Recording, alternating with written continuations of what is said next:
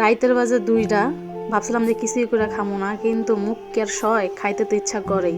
তো ঘরের মধ্যে পপকর্ন ছিল, রাইতের বেলা ভাবলাম যে এটাই ভাজি। নুডলস ছিল, নুডলস তো খাইছি সন্ধ্যাবেলা, তো এখন আর খামো না, যেহেতু আমি আজকে ভাত খাইনি, ডায়েট করতেছি। এই জন্য আমি পপকর্ন খাই, ক্ষুদাও লাগছে, আন্তাজ আর কি খামু, বিস্কিট ভালো লাগতেছে না। ভাই আমার জীবনের প্রথমবার মনে হইতেছে আমি পপকর্ন ভাজতে যাই এমন অবস্থা পড়ছি। প্রতিবারে আমি যখন পপকর্ন ভাজি, আমার মতো বেস্ট পপকর্ন ভাজার কেউ ভাজতে পারে না, কিন্তু এইবার অবস্থা এত খারাপ হয়েছে যে শেষমেশে ভিডিও দেখাইতে পারলাম না। তো যে পপকর্নগুলো ছিল ভাবছিলাম যে বেশি করেই নিমু, কিন্তু আবার চিন্তা করলাম যেহেতু একাই খামু, হুদায় এতগুলো নেওয়া দরকার কি। চিন্তা করতেছিলাম এতগুলো যে পপকর্ন নিলাম খাইতে পারমু, আবার থাক পপকর্ন যদি থাইকা যায় একটা বাড়িতে রেখে দিম বা একটা বক্সে রেখে দিমু, পরের দিন আবার খাইতে পারমু, হুদায় নষ্ট করে লাভ আছে। তো পপকর্ন নিলাম, এখন ওই যে ফ্রাই প্যানটা ধুয়ে নিতেছি, ফ্রাই প্যানটা ধুয়ে তারপর হচ্ছে আমি পপকর্নগুলো দিয়ে দিব।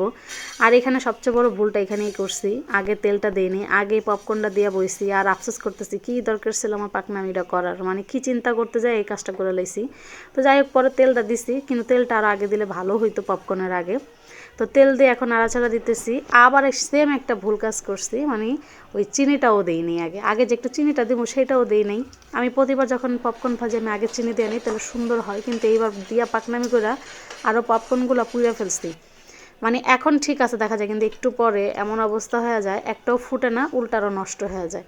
এই যে আমার কিন্তু যখন আমি ভাজি সাথে সাথে ফুটতেই থাকে, কিন্তু এবার অনেকক্ষণ নাড়া দিছে, আমি কিন্তু অনেক ভিডিও কাট করছি কারণ এখানে অনেক টাইম ছিল, এই জন্য কাইটা ফালাই দিছি। আর এই যে আস্তে আস্তে ফুটতেছে। আমার জীবনে প্রথমবার এমন পপকর্ন ভাজা নিয়ে অবস্থা হইলো।